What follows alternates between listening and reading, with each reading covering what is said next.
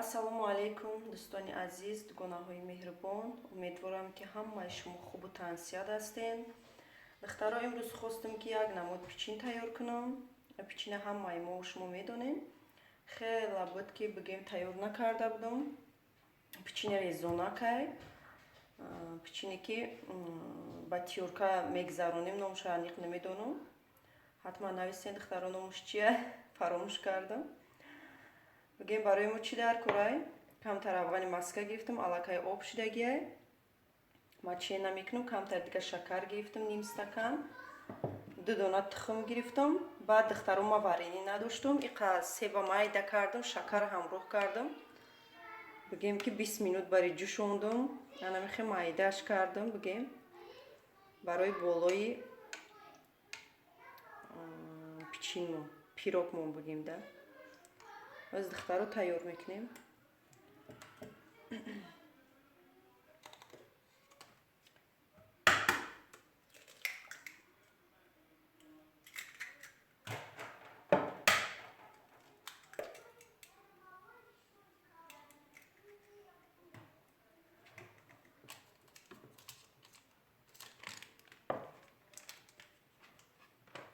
шакар меандозам, баъд мезанам шуна.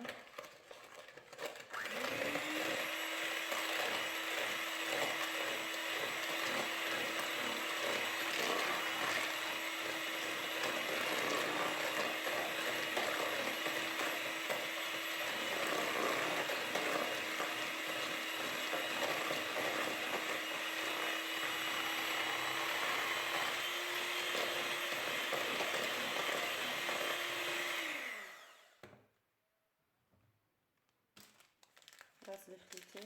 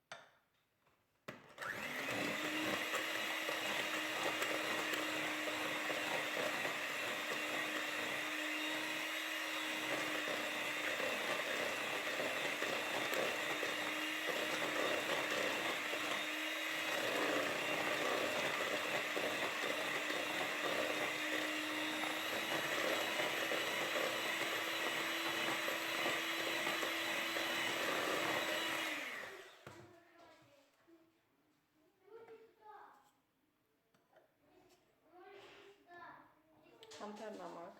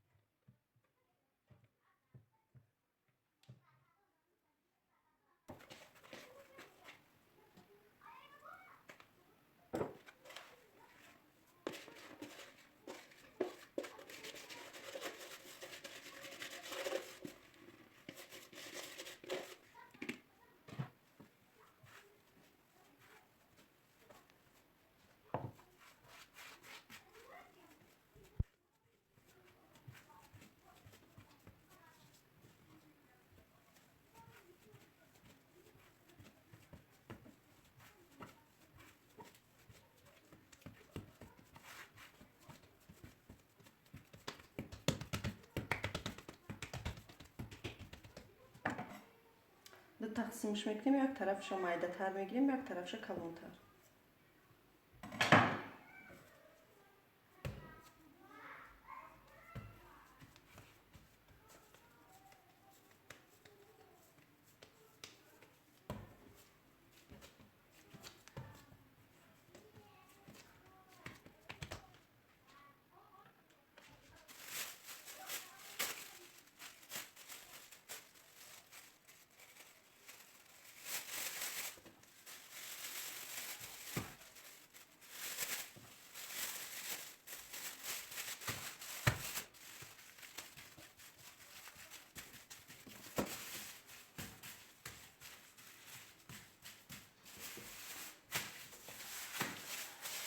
دخترها زمین ما در مرزیلی میمونم که چی شود خنک شود بگیم ده کم تر دم بگیره هم ایش هم خنک باشم بگیم سخت باشم نغزه برای چی که ایتیور کم یگذرانیم باز در مرزیلی میمونم شونه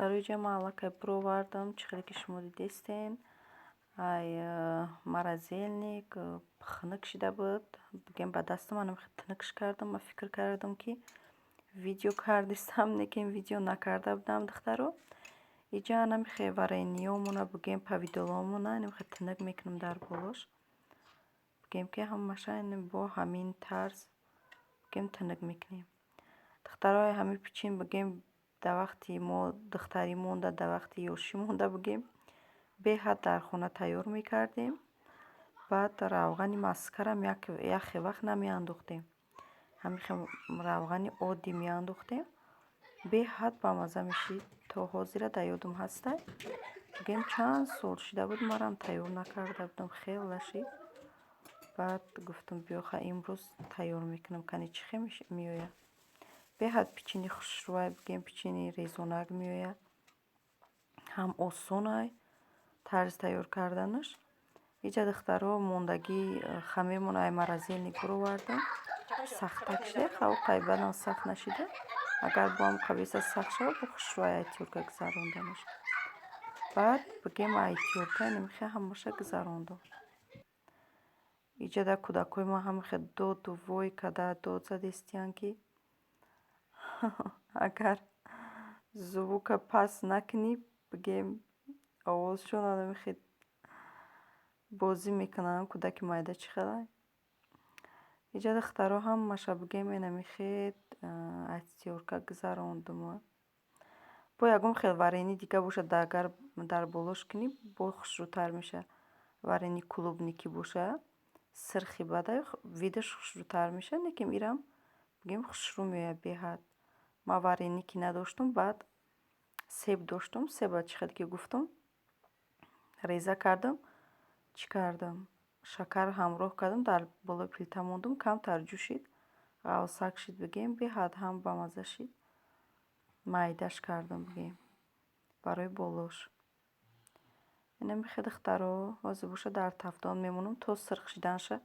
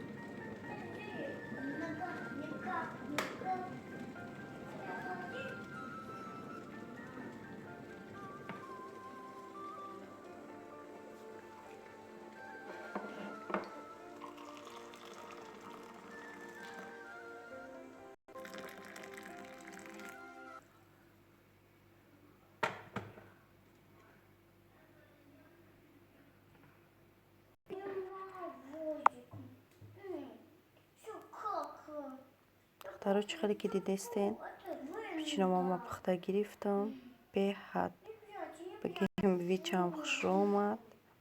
دخترها اگر تیار نکرده باشین حتما تیار کنه برای چی که پشیمون نمیشوین. برای چی که هم آسونه هم ویدشم خوش رو میایه هم مزش به حد بگیم ریزونه که بگیم با مزه هم محصولاتش بگیم کمه. حتما دخترها بگیم تیار نکرده باشین تیار کنین. باوری دارم که برای شما معقول میشه.